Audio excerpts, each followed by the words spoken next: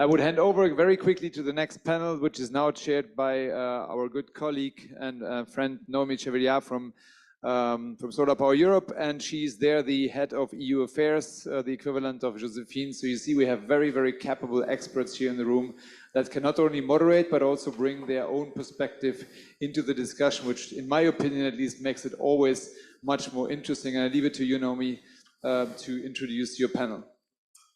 Thanks, Thomas, and good afternoon, everyone. It's a real pleasure to be here. So for the story, the solar industry has had its own solar strategy in May 2022. It's a story that started in January 2021, so 1.5 years before, with the first brainstorming with the Commission, and then throughout the 1.5 years, we had a number of other brainstormings on what our sector needed, but it was a very good exercise, and I think it's good that the heat pump sector also engages into the same exercise. It was particularly interesting to really look at how our supply chains are evolving, how we develop a good EU supply chain for solar PV, and you probably know what the solar PV supply chain looks like. Two, how we deploy the technologies, how do we make rooftop PV economic, and how all of this goes together and grows together into a scenario that brings us to 2030. So, and of course, throughout this exercise, we had a lot of discussions on what were the new technologies that we would see in the short term, in the medium term, and how do we bring them to scale and bring them in our industry. So without further ado, I think we can start the panel. So I will introduce my co-panelists. So first, Barry Lindam, you're Managing Director of Knauf Energy Solutions. Andreas Scholz, you're Head of Customer Success at Data and Online. We should have Maximilian von Butler, Head of Business Development and Operations at Tiber. So I hope, yes. Yes, hello. So I would propose that we start by a first round of introduction, and that each of you can tell us what your company is doing, and how is this a new business model that can support the mass deployment of heat pumps. Maybe starting with you, Barry. Sure, thank you very much. So I'm Managing Director of Knauf Energy Solutions. I suppose the simplest way to explain what we do is we build virtual power plants. And when I say we build virtual power plants, what I mean is that we see a world in the future as we electrify heat, and we make that a key issue for society, we're going to have to make a decision whether we have to build huge amounts of additional energy generation capacity to deal with that additional need in terms of heat demand and electricity demand, or we're going to pull electricity demand out of the building stock by making those houses more energy efficient and build what we call virtual power plants. What we bring, which is quite unusual, is a technology which allows you to measure and meter those saved kilowatts as accurately as you can measure solar production or wind production, making it possible for the first time ever for the electricity system to actually reward saved energy. And that, I think, from our side, creates a huge opportunity with the heat pump world to look at a future where, rather than we look at subsidies and structures like that, we look at things like, for example, rather than power purchase agreements, we look at efficiency purchase agreements, whereas we roll out huge waves of heat pump rollout, locked in also with energy efficiency activities to deliver these massive virtual power plants, which get us to a low carbon world, and a world where we both have heat now for the first time ever coming from electricity, but also rather than having 5 times more generation capacity than we would need, we massively drop that need for energy generation capacity. We deliver a sustainable world, an electric world, but also a world which is affordable for those customers. And that's what we're about. Maybe continuing the round with Maximilian. At Tiber, you also have an interesting new business model. Can you tell us a bit more about it? Thank you. I hope the connection is okay. Can you give me a sign if you can hear me? Yes. Okay, thanks. So Tiber is a digital energy supplier. And we're in the Nordics, Norway and Sweden, Germany and Netherlands. And our customers, they do have a dynamic energy tariff, and that enables them to, which we call power up, to connect their devices at home and then go for smart heating or smart charging. So I just checked the numbers. We have more than 100,000 heat-related devices connected to our platform at the moment and have experience in steering them, I would say, 5 to 6 years. Excellent. And now finishing the round with you, Andreas, can you tell us a bit more about your company? Yeah, our company is basically coming from the mass production. So we are doing mass production for a long time already, but also working in the heating industry for more than 2 decades. And we strategically decided 2 years ago that we want to support this energy transition. So what we focused from then on was, hey, what do we need to scale up the heat pump manufacturing processes? So we want to be a kind of the Yoda, helping all these Luke Skywalkers out there trying to produce more heat pumps. And what we've seen is that there's a huge challenge for all the different manufacturers out there. So we heard it today from Patrick Crombie that they have huge investments, 3-digit million investments, and from other big ones. And we also see that if we bucketize these in the top 10 manufacturers, and there are a huge amount of the small, medium enterprise manufacturers who want to also scale up, and they all see these numbers out there. They are kind of committed to they want to or need to produce more heat pumps now, and they all see these numbers. They want to need to go 3x, 6x, or 10 times more of heat pumps, but they are coming from a different level. So, and what we are trying to help them in the production perspective is, what do you need to do to scale up?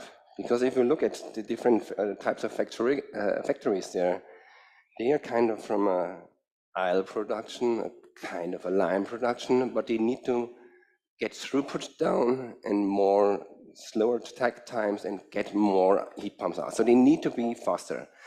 And the worst thing they can do is copy deploy the current approach, because they tend to be, because hey, we need to invest, there's the gold area now for heat pumps, but what they need to see is the consolidation phase. So they need to act now smart enough to scale up productivity, to scale up capacity of the heat pumps and bring costs down. So a copy deploy approach is not the right one. So despite of the big ones we've seen, like Daikin, they already have their experts in-house and see how to go for lean manufacturing processes, for the methodologies, for putting a new plant in.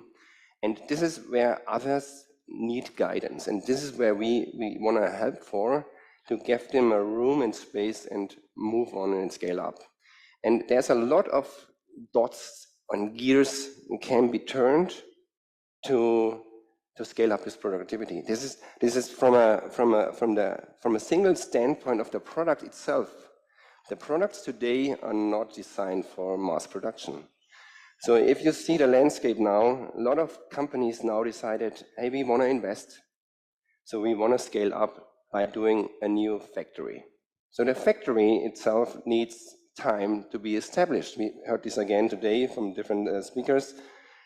So they need a plot of land, they need to get it committed, they need to build up, and they need all this stuff for supply chain and so on. However, then,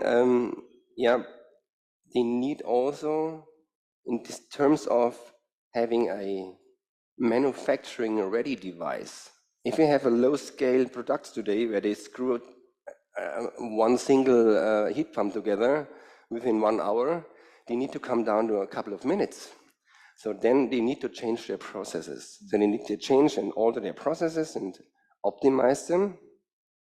Design for automation, design for manufacturing, you name it. And this is where they need to adjust.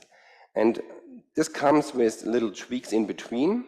So what can they do today till a new fab is established, where they have maybe a new design of a heat pump which is designed for manufacturing, where they can do all this sophisticated stuff like robotics and whatever you name it, Industry 4.0, IoT, digitalization, and so on. But they need to do their homework today. So we are in the here now, and we need to scale up. So what can be done? So you need to automate the processes, you optimize the processes, you optimize their products to be manufacturing ready, and you need to adjust their current production lines. And we heard it again, we have up 60% last year by tweaking today's production, kind of. But this then stops somewhere, and you need really to look smart enough in their production lines and production facilities to scale. And maybe just to give us an idea of your position in the market, with do you today work with current heat pump producers? What's your, or are you still in a market development space, or do you already work with heat pump producers with your solutions? Yes, so we kind of work from the smaller ones, from the small companies up to the bigger ones. And they are all at a different level, let's say, and we need to take them from the level where they are. So the smaller company who wants to scale, let's say, from a 10,000 to a 50,000, they need to do different steps like than a company which is already at 50, 80,000 and want to scale to a 200,000, 300,000. So we are working with the full bandwidth of these companies already. Okay. So already with some companies. So I think we have in the panel 3 different business cases. Maybe I would like to come back to you, Maximilian, because your solution at Tiber, that's what you said, you propose a sort of new business models for consumers. What's the situation today? In which markets are you present, and where do you find barriers, or on the contrary, best practices that enable you to implement this new business model? Okay, thank you. So the new business model is mainly based on variable tariffs, and it depends on the market and the regulations and the penetration of smart meters, if it's easy access or difficult. So for the smart heating and smart charging, our main markets are Sweden and Norway. Netherlands are rapidly growing, and Germany, especially with the market situation at the moment, is a little bit stuck. So we're hoping for the smart meter rollout and or some other in-between solution that the German regulators might come up with to get that going, because you need the smart tariffs or the variable tariffs to provide the price optimization opportunities to the end customer. So that's the first thing. We need the regulatory, the access. And the second one, of course, is the ability to steer, or at least to indirectly steer the devices. So when we now think about manufacturing and installation, we shouldn't forget about the use cases in the future. So what is smart heat? What are the heating supposed to deliver to the energy market transition? Is it a fuel switch only, or are we interested in adaptive behavior? So do we want consumption at the time when there is production? And if yes, then we should go for smart steering at the moment already now, and think that through whilst we are manufacturing and installing. So that is super relevant from our perspective. So the important point in this business case is, as you say, value flexibility. And do you think today, so you mentioned some good business cases, the Netherlands, Sweden. Do you think today we're going fast enough at valuing this flexibility? Would you expect something from the EU to develop that market? On my wish list, well, there is a national wish list for each country where there are no smart meters. We need those smart meters. But if I look at the EU, probably we could be a little bit more courageous. So within the banking sector, they had the Payment Services Directive, and that opened up easy access to new banking, like innovative business models. So we would like to see something in the energy market that is comparable to the Payment Services Directive, in order to have the secure access to the APIs, and then be able to help the customers to adapt their behavior to the energy market. Okay, so it's a question of value at the market, access to the data as well, and making sure that you have the right elements for this data economy, data-driven services. Correct. Thank you. Yeah. Maybe going back to you, Barry, because I think you also rely on valuing this flexibility. Yeah, so one of the big challenges for us is that in today's electricity market design, there's no way to value generation capacity which hasn't been built. Right? That's not at all what they were thinking about with the current market design. They're expecting a much flatter demand curve in terms of the overall energy demand over the next years. And what you're seeing with this mass electrification of heat is a sudden change in the way the electricity market is going to have to work. And so there's no current mechanisms and no operationalization of that kind of long-term replacement of energy generation capacity with energy efficiency. To be frank, to the regulators, it wasn't possible until technology like ours came along and made it possible to build those virtual power plants.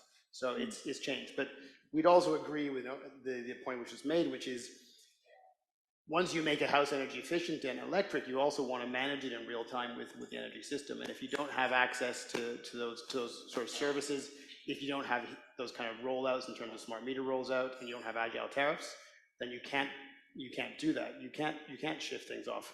I mean, I would add also, and that's one of the things that we do a lot, is until you also understand the real efficiency of a building, it's also hard to aggressively move it around and to preheat. But once you do, you can really see the house like a battery. Rather than putting a battery in, you can actually charge the house up with heat and decharge it with heat over time, helping and supporting the energy system off peak. And when you think that 65% of energy demand in a house is space heating, that's the big battery, right? That's the huge battery that's sitting out there. So when we look at these kind of virtual power plants, yes, we need to see regulatory change at the market design level.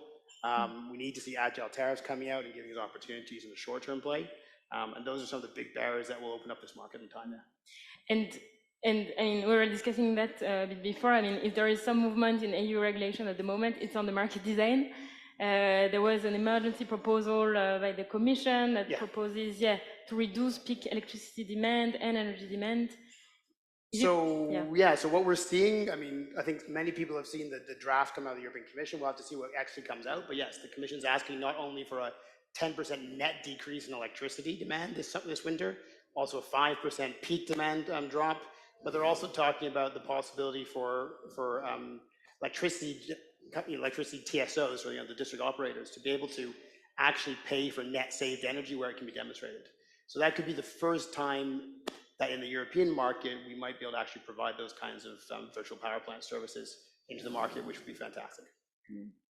So you think you can, I mean, you think we can expect really transformative changes in the short term? Because those changes take a long time to evolve those business models, I think the business models will take time. The scale up, like you talked to the last panel, will take time, but you have to start somewhere. And I think this market design legislation may create the first opportunity to demonstrate projects.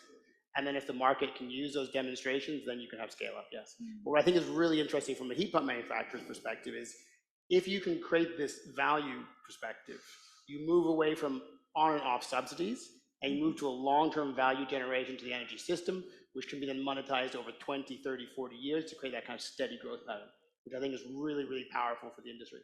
Not just for us as a business, but for heat pump manufacturers generally. Maximilian, any reaction to that? Any expectation also from the market design proposal? No, full agreement from my side. Maybe another question more on the consumer engagement and for the consumer to understand these solutions and to adopt these new business models. I think what's interesting in your value proposal is that you have this diagnosis and this performance that then you can guarantee to the consumer, right? Yeah, so one of the things that we do, which is unusual in the energy efficiency space, is we guarantee the savings to consumers. So we're in a position in our projects to actually say to a consumer, because we're measuring and monitoring your real performance pre and post retrofit, we can guarantee you a specific saving. That's something which has been unknown in the residential space and allows new business models to come about, which I think is very interesting. But one of the things we can also do, which is, I think, again, interesting for the heat pump sector, is we know exactly the energy efficiency of a house and the demand of that house. So when you think about right-sizing the heat pump and managing the heat pump structure correctly, you can, for the first time, actually get a data point that allows you to properly measure that performance and put in the heat pumps. And I think that is actually a negative issue for the heat pump industry, is that if we go into a lot of houses and those houses turn out to be much less efficient than we think they are because energy performance certificates are incorrect, and those heat pumps don't deliver the savings we expected, there could be a huge crash in confidence in the heat pump industry. And we think that the kind of technology that we're bringing, which allows you to have a heat pump readiness indicators, allowing those heat pumps to go in correctly, will make sure that you get this constant growth that we need, right? So we as a company believe, Thomas knows, we absolutely believe that the heat pumps are the future for energy and heat demand in buildings. But you have to be careful of this potential collapse. If you start going to the market and you start putting lots of heat pumps out there and promising certain COPs, which don't actually materialize, people's bills go up rather than down, you're gonna go into a boom and bust cycle that we've seen in energy efficiency before. We've seen stranded assets being created. We don't want to see that for you. And so what we're trying to do as a business is also bring that kind of a heat pump indicator in that says, okay, this house is absolutely ready for a heat pump. And that means it's ready to be flexed. So to offer those flexibility services that they were talking about, it's ready to work with the grid to offer those grid services. It's offered to at a cost which can be really, really good for the consumer. So that's what we're trying to do and trying to support, because we're super pro heat pumps and we want to see them go out, and we don't want to see the heat pump industry go through some of the disappointing cycles that the energy efficiency industry has gone through, right? Where you get this huge enthusiasm and then a lot of disappointment from consumers, and then governments pull back their programs, and you're left with massive disappointment in stranded assets. We don't want to see that. We want to see it. We think that the two things that can really deliver that is moving to this virtual power plant approach, creates a situation where actually you only get paid for the savings that you actually deliver. So now we want the highest COP. Now we want everything to work together to really deliver this, and we have a long-term financing program that does it. So we think that could be really positive for everyone. Yeah. Yeah, if I One may question add. on it. Go ahead. Maybe Maximilian, yeah. Oh, Go ahead. first, okay, thank you. Some similar insights from our side. I checked the numbers in Sweden, and I checked households that specifically who have heat pumps plus electric vehicle. So they have a shifting potential of 50% of their energy consumption. And then when you look at the spot market, just for today, we see spreads of nearly up to €200 per megawatt hour. So shifting your the consumption to those hours who are like €40 instead of 270 during the day will save you a lot. So I don't really know, and I would be interested in how you define savings, but that is a clear saving mechanism which our customers are using already today. Andreas, you wanted to react? You can answer that. We see that. So we see two things. We see the long-term generation capacity reduction, which is really about not having to build power plants because the overall demand has been taken away, right? So as we move to electricity as a heat, we're going to have to either build those power plants or take them away.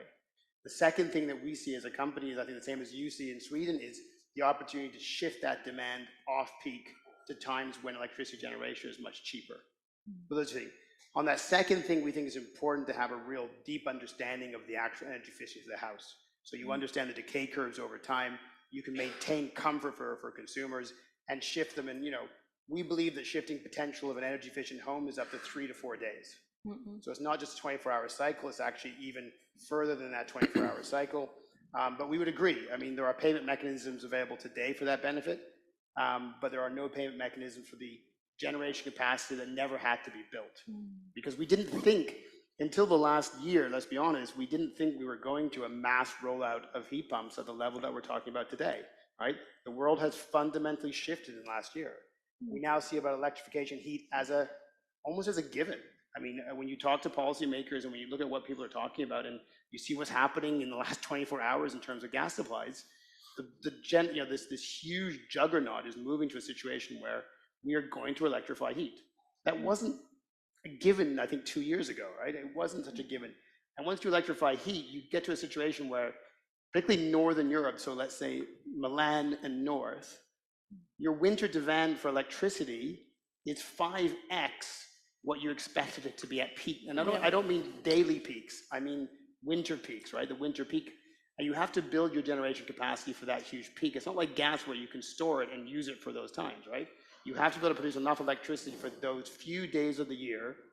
And they happen at the same time when potentially the wind is not blowing, right? Because you have these high pressure zones over Northern Europe, where you have low wind conditions and high and very cold conditions, which are going to drive huge demand. And those two things together will drive your generation capacity demand. And one of the ways, not the only way, but one of the ways to manage that is to rip energy out of the system through energy efficiency. But no electricity system is going to reward energy performance certificates, guesswork and hopes, because then the whole system collapses if that didn't go right. And so you have to bring really strong metrics in, which allow the energy system to know that that saving is real, that can then be paid for, and then that can drive the revolution that we all want to see. Yeah, and as the solar industry, I think we agree with the vision of making the heat pump work together with the solar, with the storage, with the EV. But I was talking just earlier actually with our German associations, and in Germany, the model that the energy regulators built is that every rooftop injects just on the grid. There is no notion of building a prosumer that uses his solar electricity to charge his vehicle, to make the heat pump work, or even to do some flexibility. So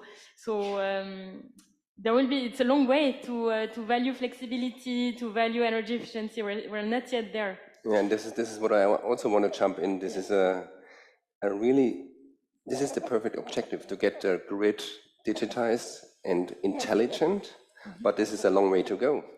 Because you see Europe, you see the different countries, you see your approach, your approach, and so on. And to get this going, I hear the digitized grid for 12 years already. So this is also kind of walking guy around, but there needs to be done to get this rolling. So it needs to be done so every piece can be connected: the solar, the vehicle, the heat pump.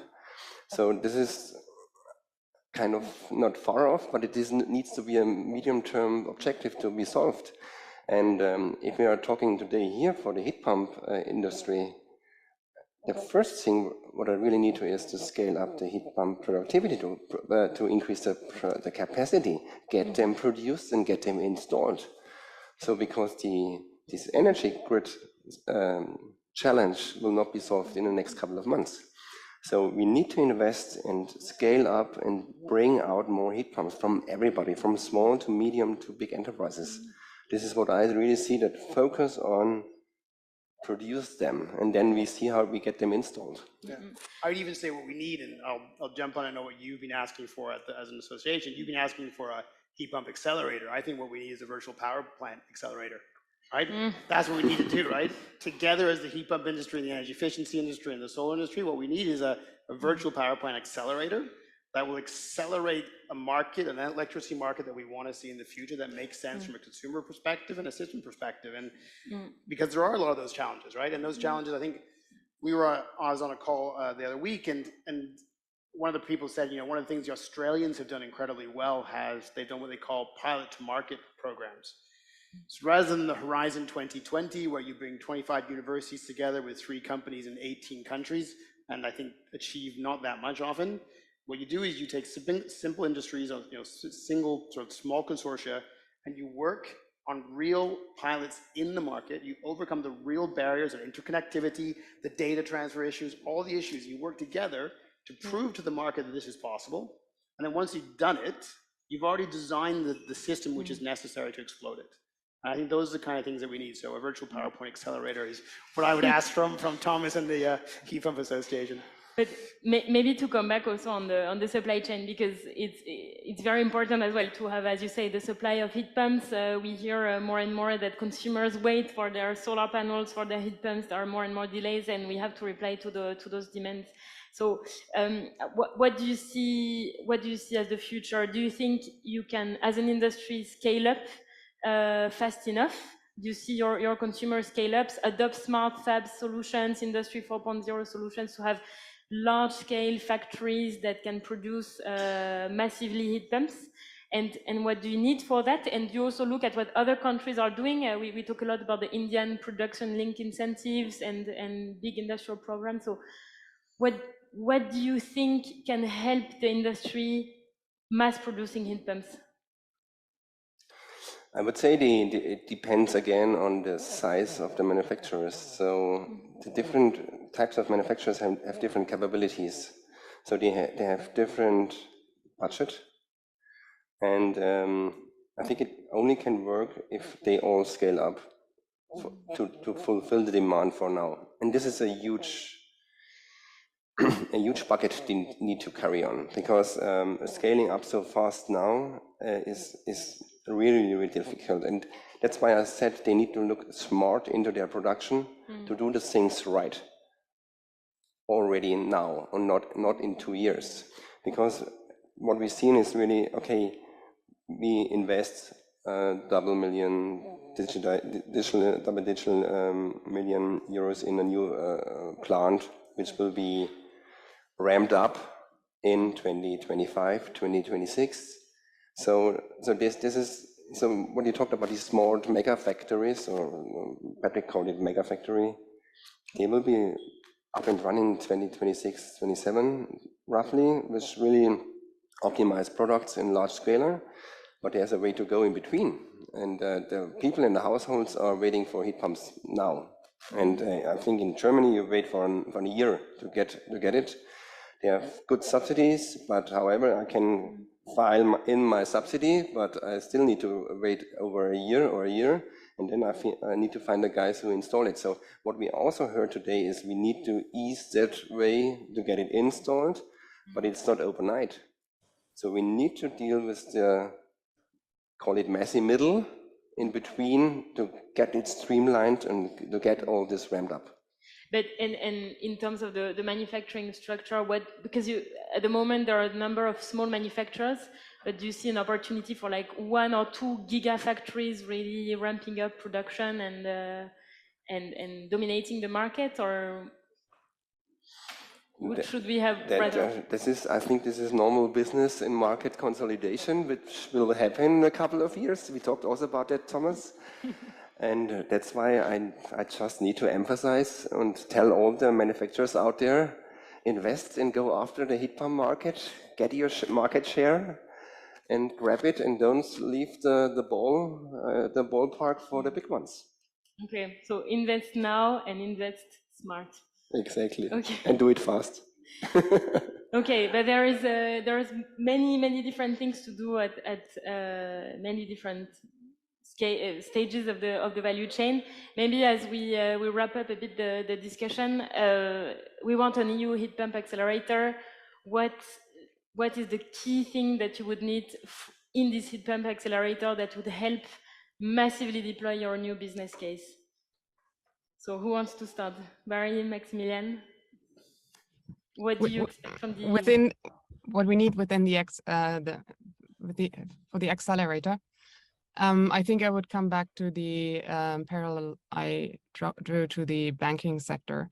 There need to be easy ways to communicate with all the assets. And I would also go for the VPP accelerator, but it's the same thing. We have the cars, we have the heat pumps, we have the storage systems. And at some point we need to, on a political level, decide if we want to use all those assets to like stabilize the system. And if yes, then we need to be more flexible with the interfaces and come up with secure ways to steer them. So we have done great progress in the banking sector. Why not apply the learnings to the energy sector? Okay, and I think we'll see some proposals from the EU with the energy data space proposal. So there will be a lot of movements there. Maybe looking at you, Barry, I think we already have a proposal for a VPP accelerator. Yeah, for us, it would definitely be a virtual power plant pilot to markets project. You know, really show the European Commission with the emergency measures, working with the heat pump industry. You know, how do you really demonstrate in a very concrete way that we can measurably take energy out of the system in a way which gives them confidence to invest long-term in highly efficient electrically heated buildings rather than oversizing the energy system. This is also not an anti-renewables thing, because we're going to need a ton of renewables anyways, right? This is not about this is rather than going to 2x, trying to not have to go to 5x, which I think is going to be incredibly hard to do in the next 20 years. So I think that would be my big ask, was how can we go out and show a real pilot to market approach with maybe other actors as well. We're not just talking ourselves, to really show the government that's what's possible.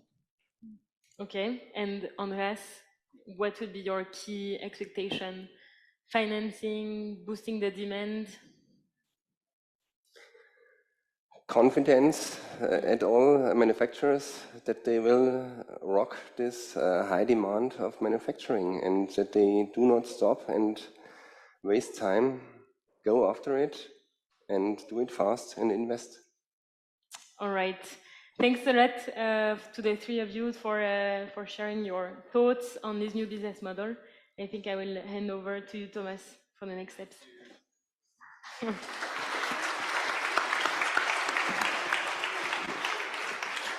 Thank you, Naomi, for smartly managing such a complex topic, and thanks you also for Maximiliane and Barry and Andreas to chip in your knowledge. We will now have a coffee break, half an hour. I know that you can never cut away from coffee breaks. That will be penalized by death sentences or close to it. So please have 30 minutes and then come back for the session on industrial heat pumps. Oh. Will be killed.